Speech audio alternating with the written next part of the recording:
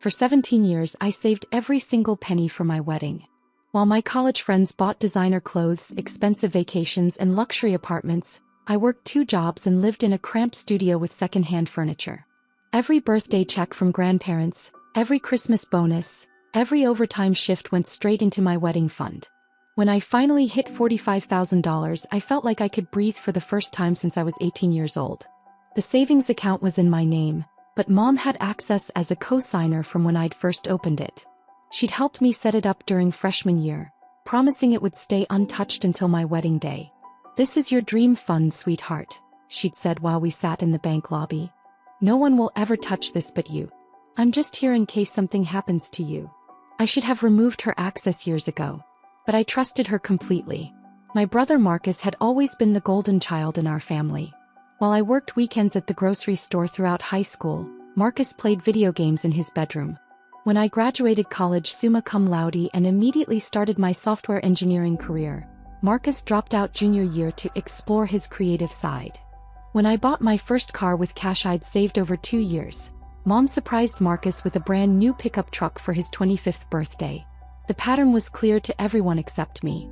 I kept believing that if I just worked harder, saved more, achieved more, I'd eventually earn the same level of support and celebration that Marcus received simply by existing. But I never complained out loud. Family is family and families stick together through everything. Last March, Marcus burst into our usual Sunday dinner with his eyes practically glowing with excitement. He'd finally found his calling, he announced to the table. His friend Trevor had a food truck business that was about to revolutionize the local food scene. They just needed one serious investor to take the operation nationwide. The profit projections were incredible. The market research was solid. The opportunity was completely once in a lifetime. He needed exactly $45,000 to buy in as a full partner. The dining room went dead silent. Dad continued methodically cutting his meatloaf, refusing to make eye contact with anyone. Mom's fork froze halfway to her mouth, a piece of green bean dangling precariously. I felt my stomach drop straight through the floor, but I forced myself to keep smiling. "That sounds really exciting, Marcus. Have you talked to any banks about getting a business loan?" He laughed like I'd told the world's most ridiculous joke. "Banks don't understand vision, Emma. They just see risk and paperwork. This needs to happen fast." Trevor's got 3 other potential investors breathing down his neck, and one of them is a restaurant chain looking to expand into mobile food service. Mom finally set down her fork with a soft clink against her plate. $45,000 is a significant amount of money, honey. I know it's a lot. That's exactly why I need family behind me. People who actually believe in my potential instead of just seeing numbers on a spreadsheet. Marcus looked directly at me with his most sincere expression. "Emma's got that wedding fund just sitting there earning basically nothing in interest. She's not even engaged yet." My chest tightened painfully. "Marcus, David and I have been talking seriously about our future.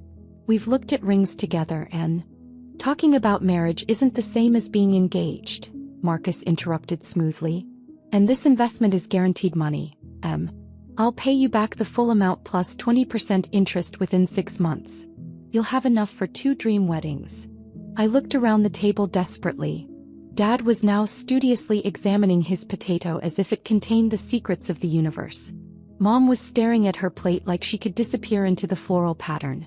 The silence stretched until it became physically uncomfortable. "I need some time to think about this," I said as calmly as I could manage. Marcus's face immediately fell into his practiced disappointed expression. "Think about what, exactly? I'm your brother. I've never asked you for anything major before." That statement wasn't remotely close to being true.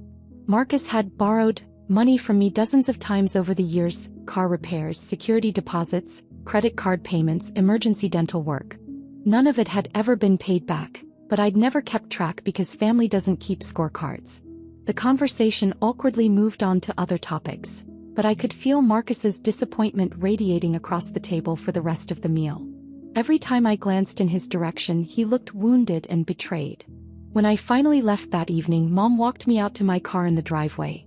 "You know, sweetheart, Marcus really has struggled to find his path in life. This could genuinely be the opportunity that finally gets him on his feet financially. Mom, that money represents 17 years of saving. It's literally every spare dollar I've earned since I was 18. I know, baby, and I'm incredibly proud of how responsible and disciplined you've been with money. But you're only 28 years old. You have plenty of time to save again. Marcus is 31 and he's been floundering for years. He needs this chance now while he's still young enough to build something meaningful. I drove home that night with her words echoing endlessly in my head. Maybe she was right about everything. Maybe I was being selfish by hoarding money while my brother struggled. Maybe this was what real family loyalty looked like, sacrificing your own dreams to lift up the people you love. 3 days later, while I was in a morning meeting at work, my phone buzzed with a text from Mom. Talked to the bank this morning. Transferred the funds to help Marcus get started. You're going to be so proud of your little brother when this takes off. I excused myself from the conference room and immediately called the bank. Mom was absolutely right. My account balance was now $847.32, just the minimum required to keep the account open. When I called Mom, she sounded genuinely excited and proud. Oh honey, I just knew you'd understand once you had time to process everything. Marcus was so worried you'd be upset, but I told him you'd realize this was the right thing to do for the family. You're going to make so much money back on this investment. Mom, you didn't ask me for permission. Well, I knew you'd say yes once you thought about it properly and got past the initial shock. You're not a selfish person, Emma. You're the most generous and family-oriented person I know. I sat in my car in the office parking lot after that phone call and cried for 20 straight minutes. Then I wiped my face, reapplied my makeup and walked back inside to finish my workday. What was done was completely done, and there was no point in creating family drama over money that was already spent.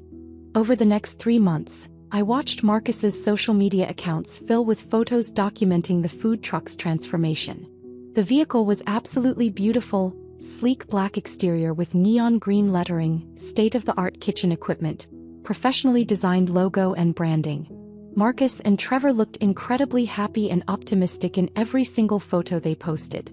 The grand opening was scheduled for early June, and the local food bloggers were already generating buzz.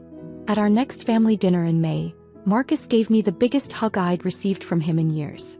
Emma, you are genuinely the best sister in the entire world. This business is going to be absolutely incredible. You'll get your full investment back plus the 20% interest by Christmas, exactly like I promised. I smiled and nodded enthusiastically. What other response was there? But privately, I was starting to panic about my financial situation. David had been talking more seriously about proposal timelines, mentioning that he wanted to plan something special for my 29th birthday in September. I needed to figure out how to explain the missing wedding fund without admitting that I'd made what might have been a terrible financial decision. Instead of panicking, I decided to take a completely different approach to the problem. The following Monday morning, I walked into First National Bank and sat down with Jennifer, a mortgage specialist I'd researched online. I'd been casually thinking about buying a house for several years but had never felt financially ready to take that step. Maybe it was finally time to explore my options. I'd like to discuss my options for getting a home loan, I told Jennifer professionally. Absolutely. Do you have a specific target price range in mind for your home search? Honestly, I'm not sure what I might qualify for. I've been saving money for a while, but I'm not sure if it's enough for a reasonable down payment in today's market. Jennifer pulled up my credit report on her computer, and her eyebrows raised noticeably. Miss Chen, your credit score is 847. That's truly exceptional. I blinked in surprise. Is that considered good? Most people would be absolutely thrilled with anything over 750. You've got a perfect payment history going back 11 years, excellent credit utilization ratios, good account diversity, and no negative marks whatsoever. She continued scrolling through my financial profile. Your income history shows very steady growth year over year. What do you do for work? I'm a senior software engineer at Morrison Tech. Excellent company with a great reputation for stability. Very impressive. She was typing rapidly into her system. Based on your credit profile, income documentation, and employment history, you'd qualify for up to $2.2 million in financing. The room suddenly felt like it was tilting sideways. I'm sorry, could you repeat that number? $2.2 million in total financing. Obviously, you wouldn't want to max out that amount. I'd strongly recommend staying under $1.8 million to keep your monthly payments comfortable and maintain a healthy debt-to-income ratio. but you've got exceptional borrowing power for someone your age." I stared at her in complete shock. In 17 years of obsessive saving and financial discipline, I'd managed to accumulate $45,000. This mortgage specialist was casually telling me that banks were willing to lend me 49 times that amount based purely on my credit history and income. "Could you print out a pre-approval letter for me?" "Of course. Would you like me to connect you with one of our preferred real estate agents to start looking at properties?" "Not quite yet. I need some time to process this information first." I drove home that evening with the pre-approval letter sitting on my passenger seat, my mind completely spinning. I'd always been extremely conservative with money, living well below my means and saving aggressively. I'd never taken on any debt except my fully paid-off student loans and car payments. I had no idea that this careful financial management had given me access to this level of borrowing power. That weekend, David and I went to brunch with my parents and Marcus, just like we did most Sundays. The food truck business was progressing well, Marcus reported enthusiastically. They'd had some really busy days downtown, though the unpredictable spring weather had been challenging for outdoor dining. Revenue was building slowly but steadily, exactly as they'd projected. "These things always take time to build momentum," Mom said supportively. "Rome wasn't built in a day after all." Marcus nodded earnestly. "Absolutely. Trevor keeps reminding me that year one is always about building the customer base and establishing our brand. The real profits start flowing in years 2 and 3. I noticed that he didn't mention anything about paying me back by Christmas as originally promised, but I kept my mouth shut about it. After brunch, David suggested we walk through some of the open houses in Mom's neighborhood. It was a beautiful historic area with tree-lined streets, carefully maintained Victorian homes and excellent schools. Everything in the area had always seemed completely out of my financial league. "Just for fun," David said cheerfully. "It's always nice to dream about what we might want someday." We wandered through a gorgeous Victorian house that was listed for $1.2 million. The place had original hardwood floors, intricate crown moldings, a completely updated gourmet kitchen, and a master suite with a clawfoot bathtub. It was absolutely perfect in every way imaginable.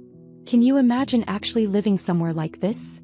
David whispered as we stood in the sun-drenched living room with its bay windows and built-in bookshelves.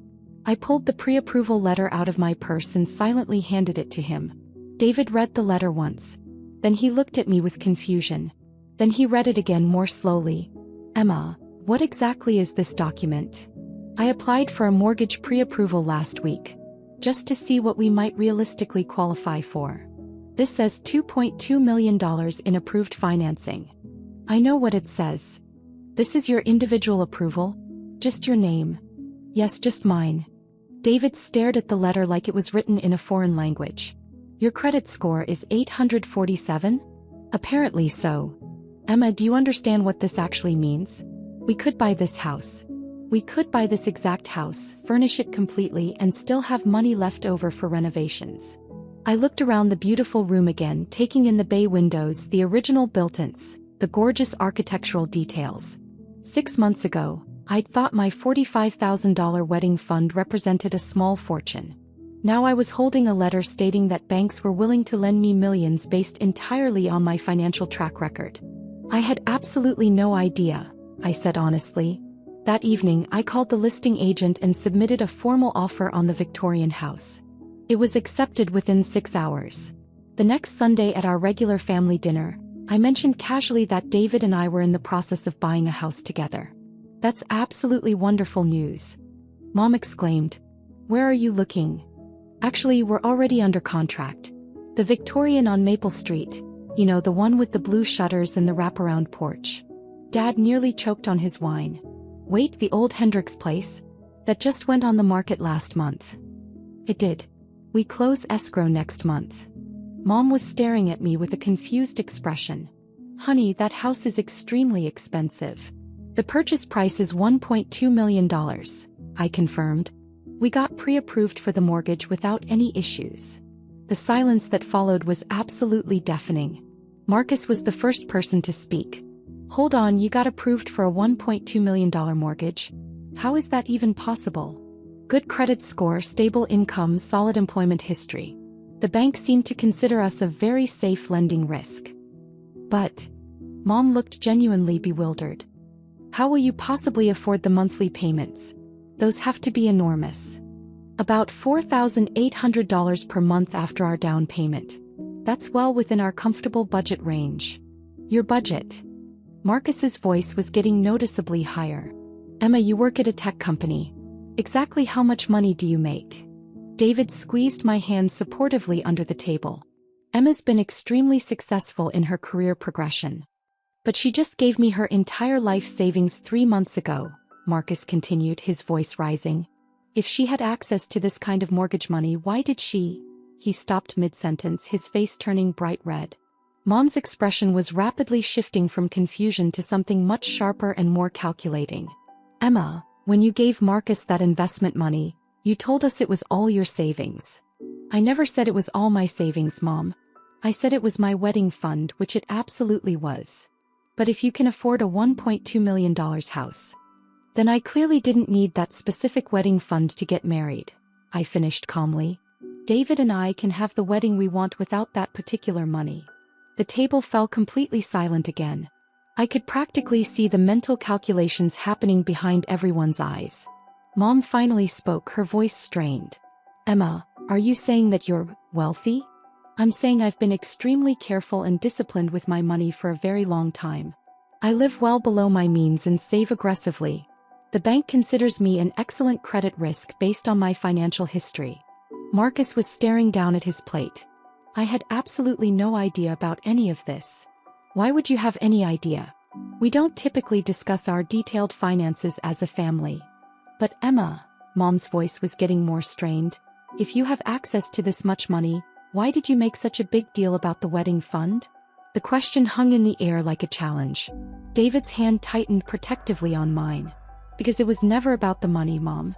It was about being asked for permission before someone made financial decisions with my assets. I pulled out my phone and showed them the real estate listing photos. This is what we're buying. We close on July 15th. You're all welcome to visit once we're settled in. The professional photos were absolutely stunning. The house looked even more beautiful than I'd remembered, and the photography highlighted every perfect architectural detail. Dad let out a low whistle. Emma, this place is practically a mansion. It's a 4-bedroom house with original character. Perfect for the family David and I want to build together. I stood up and kissed everyone goodbye politely. Thanks for dinner, Mom. See you all next Sunday. David and I walked out to our cars, leaving behind a table of completely stunned family members. As we drove away, I noticed Mom's car pulling out behind us. She followed me all the way back to my apartment building. Emma, wait, she called as I got out of my car. We really need to talk about this. I turned around slowly. Mom looked absolutely frantic. Honey, I don't understand what just happened back there. What specifically don't you understand? If you have enough money to buy $1 million house, why didn't you just tell us no when Marcus needed that investment money? I looked at her for a long moment. Because you didn't ask me if I wanted to give Marcus that money. You just took it from my account and told me afterward that I should be proud. But Emma, if you have this much financial resources. Then what, Mom? Then it doesn't matter that you accessed my account without permission? Then it's perfectly okay because I can afford the loss. Mom's face crumpled. That's not what I meant at all. What did you mean exactly? She was quiet for a very long time. I honestly thought you were struggling financially. I thought that wedding fund represented everything you had managed to save. Did you ask me about my overall financial situation before you made that assumption? No, I didn't. Did you ask me if I could afford to lose that money without it affecting my quality of life? No. Did you ask me if I had other savings accounts, investment portfolios, or financial resources? Mom shook her head miserably. So you made a major decision about my money based entirely on assumptions about my financial situation that you never bothered to verify with me directly. Emma, please understand. I was trying to help Marcus build a future. By taking money that didn't belong to you without asking permission from the person who earned every single dollar of it. Mom started crying openly. I thought I was doing the right thing for the family. I thought you'd understand and support Marcus's dream. I felt my chest tighten with emotion, but I kept my voice steady and calm. Mom, if Marcus had come to me directly and asked for an investment in his business, we could have had a real conversation about it. Maybe I would have agreed to invest. Maybe I would have offered different terms or a formal loan agreement. Maybe I would have wanted to review his business plan first. But instead, you just took the money and informed me after the transaction was already complete. I'm sorry. I'm so incredibly sorry, Emma. I know you are. But the money is already gone and Marcus has built his business with it. There's no way to undo what happened. What can I possibly do to make this situation right? I looked at my mother crying on the sidewalk outside my apartment building. You can ask for permission next time. Before you make decisions about other people's money, you can have an actual conversation with them first. She nodded frantically. Yes, absolutely. Always. And Mom? You might want to have a realistic conversation with Marcus about timelines for paying me back. Because I'm genuinely not expecting to see that money again. Mom's face went completely white. What do you mean by that? Food trucks are incredibly risky businesses. Industry statistics show that most of them fail within the first 2 years. I hope Marcus succeeds wildly, but I'm not counting on getting my investment back. But he promised to pay you back with interest. He promised to pay me back from the future profits of a business that didn't exist yet. Those aren't promises that anyone can realistically guarantee to keep. I kissed her cheek gently. I love you, Mom. And I love Marcus too. But love doesn't mean giving people unlimited access to your bank accounts. The next morning, my phone was buzzing constantly with text messages from Marcus. Could we meet for coffee? He had some important things he wanted to discuss about the business and our family situation. We met at the Starbucks near his apartment building. He looked absolutely terrible, exhausted, stressed, and like he hadn't slept properly in days. Emma, I swear to God I had no idea, he said before I could even sit down. I had absolutely no idea you had access to that kind of money. I know you didn't know. If I'd had any clue about your real financial situation, I would have approached this completely differently. I would have offered you equity in the business or structured it as a formal loan agreement with proper documentation or... Marcus, how is the business actually performing so far? He sighed heavily and ran his hands through his hair. It's been significantly harder than Trevor and I expected. He was overly optimistic about the initial revenue projections. We're not losing money, but we're definitely not making the profits we anticipated either. What does that realistically mean for paying me back? That's exactly what I wanted to talk to you about. Emma, I don't think I can pay you back by Christmas like I originally promised. Maybe not for a couple of years, honestly. I'm really sorry. I nodded calmly. I figured that was probably the case. You're not angry with me? Marcus, I'm angry that Mom took the money without asking for my permission first.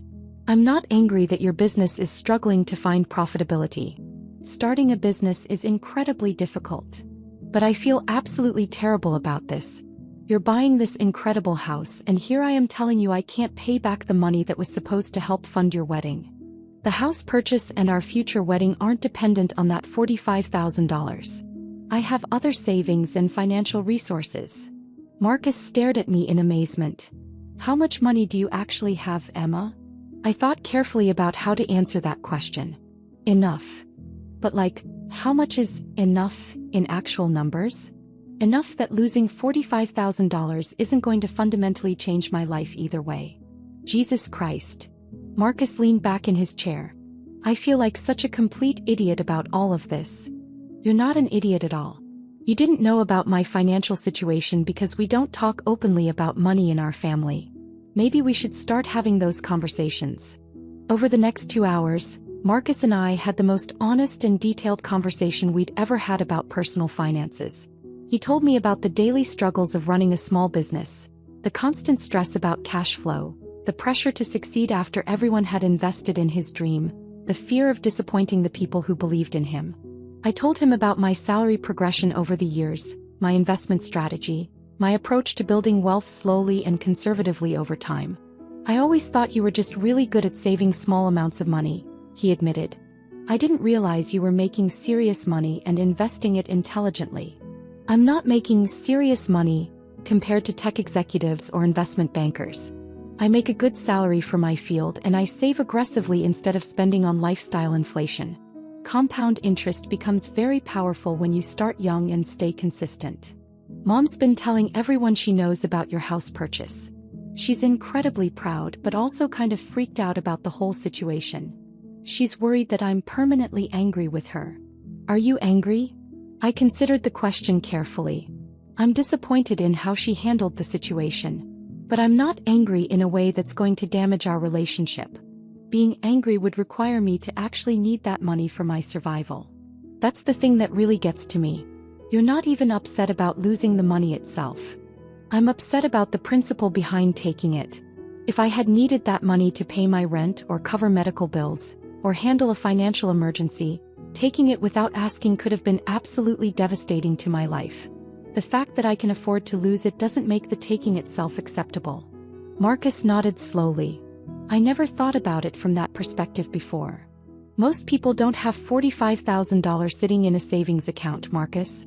For most people, that amount represents months or years of financial security.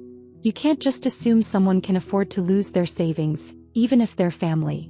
Even when it's family? Especially when it's family. You have to live with the consequences of your financial assumptions for the rest of your relationship. We finished our coffee in comfortable silence. As we got up to leave, Marcus grabbed my arm gently. Emma, I promise I will pay you back eventually. It's going to take longer than I originally thought, but I will make this right. Marcus, here's the thing. I mentally wrote off that money the day it left my account. If you end up paying me back, that's great. If you don't, that's okay. But I don't want this debt hanging over our relationship for years. What do you mean exactly? I mean, don't skip family dinners because you feel guilty about owing me money. Don't avoid calling me because you're embarrassed about the business struggling. Don't let this financial situation ruin our sibling relationship. Marcus's eyes filled with tears. You're a much better sister than I deserve. You're a good brother, Marcus. You're just learning how to be a successful businessman. Those are completely different skill sets. 6 months later, David proposed with an engagement ring that cost more than my entire original wedding fund. We started planning a celebration that would have been completely impossible on $45,000 but was easily manageable within our actual combined budget. Mom continued apologizing for months afterward, until I finally told her she was completely forgiven and needed to stop bringing up the situation. Marcus sent me detailed business updates every quarter and insisted on paying me back $500 whenever he could afford it. Dad started asking me for investment advice, which was both flattering and slightly strange. But the biggest change was in how our entire family approached conversations about money. Instead of making assumptions about each other's financial situations, we started asking direct questions. Instead of expecting blind financial support during emergencies, we started having actual conversations about loans, investments, and family assistance. And I learned something valuable that was worth far more than $45,000. Having money isn't just about the numbers in your bank accounts. It's about having the freedom to make choices based on your values instead of your desperation. It's about being able to afford generosity when you choose it, but also being able to afford boundaries when you need them. The wedding fund was gone forever, but it had taught me something worth far more than any amount of money. It taught me the crucial difference between being taken advantage of and choosing to be generous. And it taught me that sometimes the most expensive lessons end up being the most valuable ones in the long run. When David and I finally got married in the garden of our Victorian house 18 months later, surrounded by family and friends, I realized that I'd gotten something better than the wedding I'd originally planned years ago. I'd gotten a wedding that reflected who we actually were as people, not who I'd thought we needed to be when I first started saving at 18. And Marcus? His food truck business eventually found its footing and became profitable. He paid me back every single penny with interest, exactly like he'd promised. But more importantly, he learned to ask before making assumptions about other people's finances. And that lesson was worth more than any business investment I could have possibly made.